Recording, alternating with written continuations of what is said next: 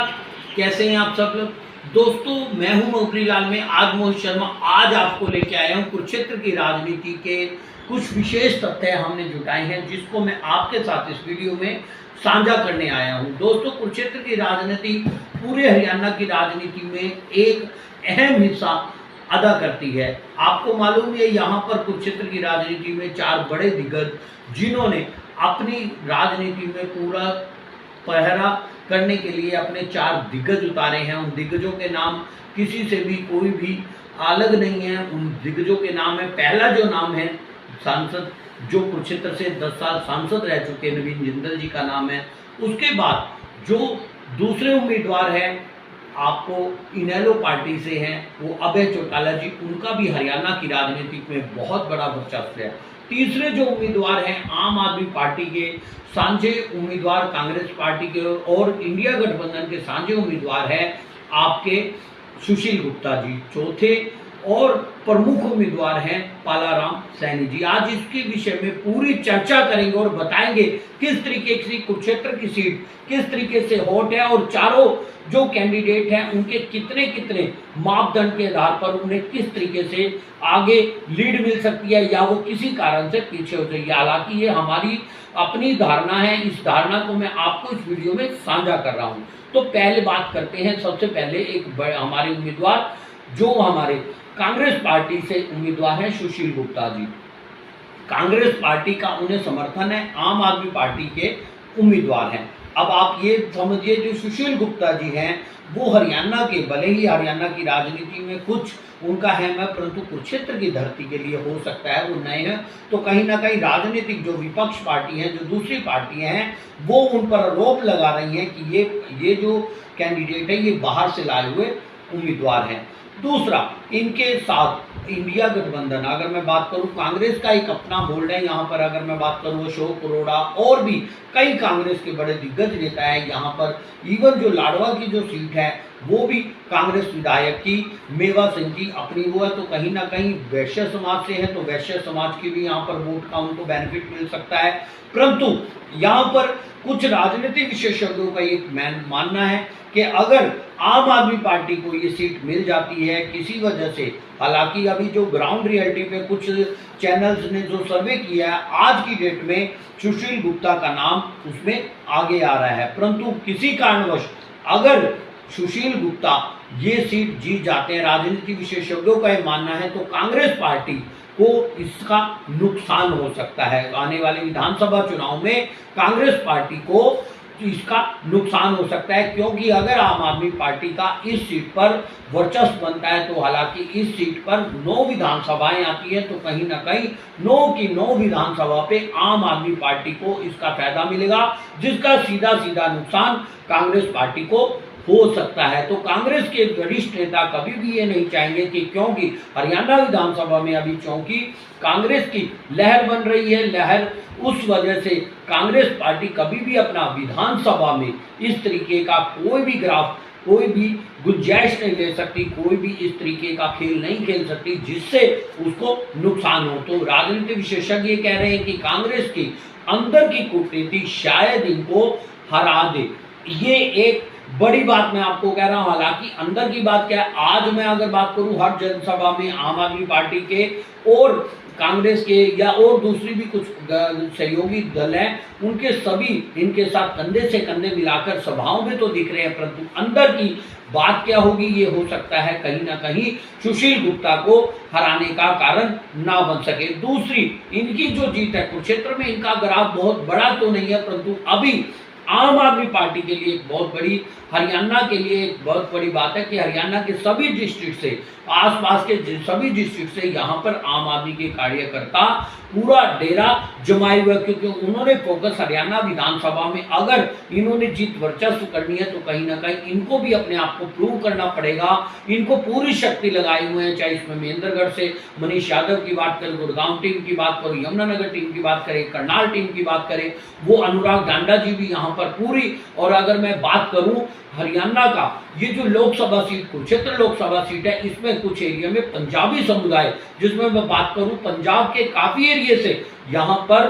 आम आदमी पार्टी का वर्चस्व है तो वहां का भी बेनिफिट आम आदमी पार्टी को मिल सकता है। तो यहाँ पर पकड़ बनाए हुए हैं आम आदमी पार्टी को, क्योंकि पंजाब के सीमावर्ती क्षेत्र पड़ता है, जिसमें अगर मैं चीका की बात करूं, पंजाब पेहवा की बात करूं, तो बहुत ऐसे क्षेत्र हैं जिसमें पंजाब कैथल के अगर मैं बात करूं इस तरफ, या कलैच से उस तरफ, अगर बहुत ऐसे एरिया हैं जहां पर आम आदमी पार्टी को बढ़त मिल सकती है। तो प्लस पॉइंट ये है कि यहाँ पर आम आदमी पार्टी पूरे हरियाणा से विजन हटाकर ये सीट पर फोकस बनाई हुई है, परंतु कहीं ना कहीं तकनीकी वजह से, तकनीकी कारण की वजह से यहाँ पर ये सीट कहीं ना कहीं जा सकती है। अब बात करते हैं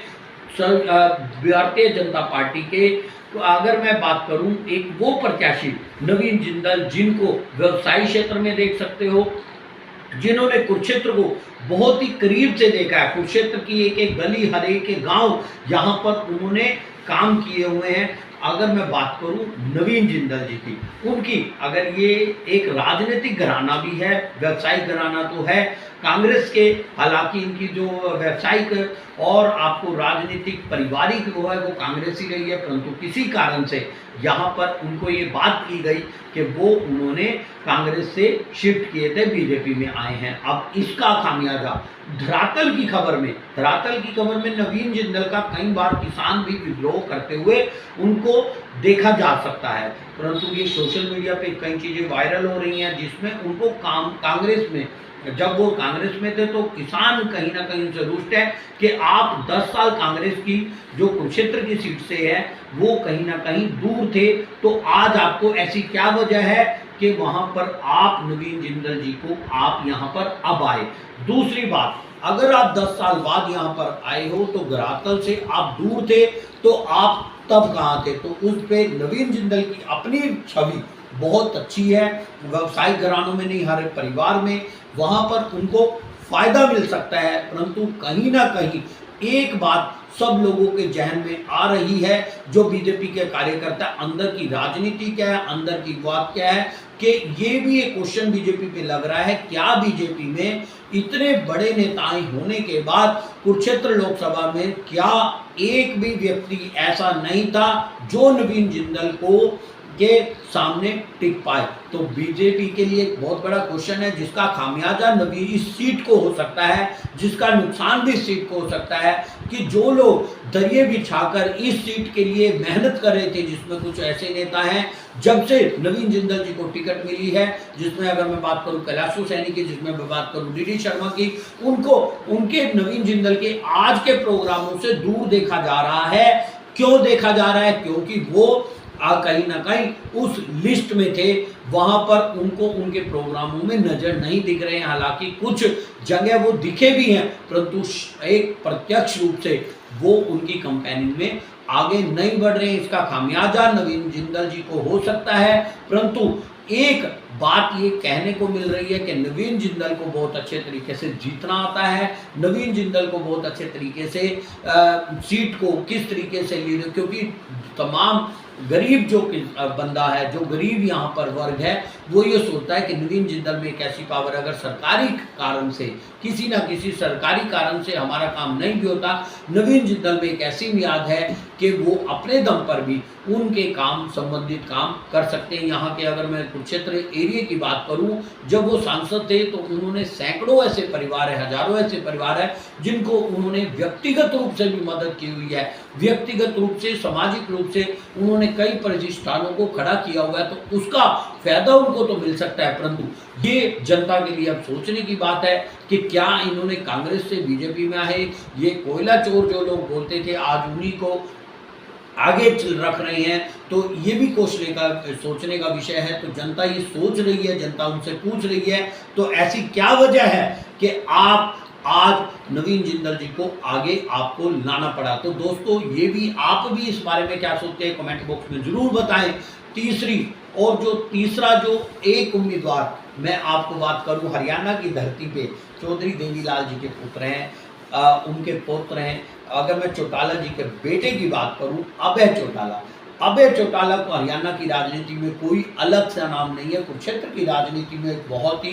बहुत बड़ा राजनीतिक अपना दम भरते हैं। तो ये हुंकार, उनको मैं आपको बता दूं कि धीरे धीरे जो कुछ पार्टियों के दल इनेलो का ग्राफ पिछले 5 सालों के बजाय इन दिनों में बहुत ज़्यादा, बहुत ऐसे नेता हैं जो इनेलो में शामिल हुए हैं, तो इसका फायदा भी मिल रहा है। परंतु ये ऐसा कतई भी नहीं है, ऐसा बिल्कुल कतई नहीं है कि वो ही काफ़ी है कि उनको जिताने के लिए। तो अब जीत कैसे मिलेगी? जीत क्योंकि किसान वर्ग हमारे, अगर कुरुक्षेत्र लोकसभा की बात करूं तो कम से कम 4 से 5 लाख वोट यहाँ पर जाट किसानों की है। जाट वर्ग कहीं ना कहीं इनके साथ जा सकता है, क्योंकि वो पार्टी या तो किसान के साथ जाएगी, किसान, ऐसा सुनने में आ रहा है कि किसान पार्टी, जो किसान वर्ग है वो या तो आपके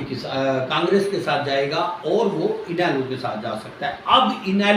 इनेलो में अगर आप समीकरण देखें तो इनेलो में किसान पूरा का पूरा नहीं जाएगा। अगर वो पूरा नहीं जाता, कुछ लेता है, तो वहाँ पर उसकी, अगर वो पूरी तरीके से जाट उनकी तरफ आता है तो कहीं ना कहीं ये संकेत मिलते हैं कि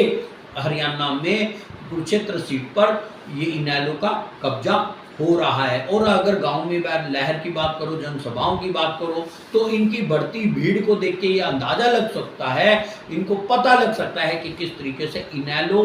प्रदेश में कुरुक्षेत्र सीट पर कब्जा कर रही है। और मैं आपको एक चीज और बता दूं, इनके जो माइनस पॉइंट, ठीक है ये बढ़ रहे हैं, परंतु अगर इनेलो में ये अभी पीछे राज्यसभा का जब इलेक्शन हुआ तब भी इन्होंने जो सीट, अगर बात करूं, इन्होंने भारतीय जनता पार्टी के कब्जे में वो सीट दी थी। तो आप ये समझिए, जब कुछ लोग ऐसे सोच रहे हैं कि भाजपा की ही बी टीम है, तो ये भी संकेत यहाँ पर इनको, ये भी तथ्य है कि कहीं ना कहीं हो सकता है इस चीज का भी उनको नुकसान हो जाए। जब ये भाजपा की भी टीम है तो क्यों ना लोग सीधा भाजपा को ही वोट दें। तो नवीन जिंदल को ये भी लोग सोचने को मजबूर होंगे कि अगर इन्होंने ऊपर सेंटर में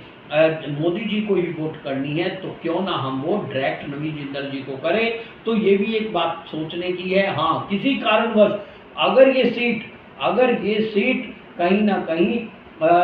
ये इनेलो के खाते में चली गई तो मैं आपको ये बता दूं, हरियाणा की राजनीति में एक नई चीज हो जाएगी। तो आने वाले जो 6 महीने में विधानसभा के जो चुनाव है वो आपको मैं बता दूं, कहीं ना कहीं हरियाणा विधानसभा में लोग, जो इनेलो की लोकप्रियता ही ना केवल उनकी सीट पर बहुत भारी संख्या में इनका कब्जा होने वाला है। अब बात करते हैं चौथी और अंतिम जो हमारे लाइन में जो कैंडिडेट है जेजेपी के। हालांकि आपने देखा होगा जेजेपी का वर्चस्व बहुत ज़्यादा इस समय नहीं है, परंतु मैं आपको एक चीज़ बता दूं, उनको भी राजनीतिक अनुभव की कोई कमी नहीं है। सैनी उन्होंने एक पालाराम सैनी जी को जिस तरीके से कुरुक्षेत्र लोकसभा से यहाँ पर मैदान में उतारा है, तो सैनी बहुमूल्य क्षेत्र पे आपको मैं बता दूं, जब से कुरुक्षेत्र लोकसभा अस्तित्व में आई है चुनाव में, तब से सैनी बहुमूल्य क्षेत्र होने की वजह से यहाँ पर सैनी का बहुत बड़ा नाम आया। तो मैं आपको एक चीज बता दूं कि पालाराम सैनी को, इनको सैनी होने का इनको कुछ फायदा मिल सकता है, परंतु ये बिल्कुल भी कतई नहीं है कि वो सैनी जो ऊपर नारायण सिंह सैनी जो सीएम कैंडिडेट है उस चीज को ध्यान में ना रखें। हालांकि जेजेपी ने ये पासा इसलिए फेंका है कि ये कुरुक्षेत्र लोकसभा के ही एक उम्मीदवार हैं, तो ये भी उनको फायदा हो सकता है, परंतु उसका नुकसान कहीं ना कहीं ये भी हो सकता है, क्योंकि नायब सिंह सैनी को उन्होंने सीएम कैंडिडेट, सीएम यहाँ पर बना दिया है, तो इसका नुकसान भी उन्हें हो सकता है। तो दोस्तों, ये मात्र एक तथ्य हैं जो हमने जुटाए हैं, अलग अलग गांव में जाके, अलग अलग नुक्कड़ में जाके, अलग अलग तरीके में जाके लोगों से बातचीत करके ये हमने तथ्य जुटाए हैं, जो हमने वीडियो के माध्यम से आपको बताए हैं। आपके कुरुक्षेत्र लोकसभा की सीट पर क्या कुछ आप तथ्य कहते हो तो कमेंट बॉक्स में जरूर बताएं। मैं अपनी वीडियो में कोशिश की है कि इन चारों कैंडिडेट पर मैं आपको विस्तृत जानकारी दे दूं, परंतु मैं आपको एक चीज और बता देता हूं, कुरुक्षेत्र की सीट इस समय सबसे हॉट सीट बन गई है, क्योंकि इस समय तमाम जो बड़े नेता है, अगर ये सीट बीजेपी के खाते से निकल जाती है तो यहाँ पर नवीन जिंदल की भी साख और बीजेपी की साख कहीं ना कहीं बिल्कुल दांव पर लगी हुई है। इसके अलावा जो दूसरी पार्टियां ये तो अपने लाइन में हैं, तो कहीं ना कहीं बीजेपी के लिए ये बहुत बड़ा एक अलार्मिंग है कि यहाँ पर इस सीट पर बहुत ज़्यादा ध्यान देना है। इतने दिग्गज, इतने हरियाणा के धुरंधर यहाँ पर लगे हुए हैं, तमाम मदन नायक सिंह सैनी को तुरंत यहाँ पर देखा जा सकता है। और भी अभी मौजूदा सरकार में भी अब सेंटर के काफ़ी मिनिस्टर यहाँ पर रैलियों का प्रावधान है। अभी 20 दिन पड़े हैं, 20 दिन में क्या होगा, कुछ गतिविधि चेंज होने की वजह से हो सकता है यहाँ पे समीकरण बदल भी जाए, परंतु मैं आपको ये बता दूं ये इस समय हरियाणा की बेहद हॉट सीट बनी हुई है। आपकी इस सीट के बारे में क्या राय है, कमेंट बॉक्स में जरूर बताएं। और आप अपना नेता इनमें से किसको, अगर आप कुरुक्षेत्र के यहाँ पर वोटर हो तो आप किसको कितने मार्क्स दोगे, तो ये जरूर बताएं। आज के समय में, आज की डेट में कौन यहाँ पर आगे चल रहा है, अपनी राय जरूर दीजिए। तो दोस्तों, मैं नई वीडियो के साथ, मैं हूँ खबरी लाल मोहित शर्मा, आपको हमेशा ऐसे ही मिलता रहेगा। धन्यवाद। जय हिंद, जय भारत, जय हिंद।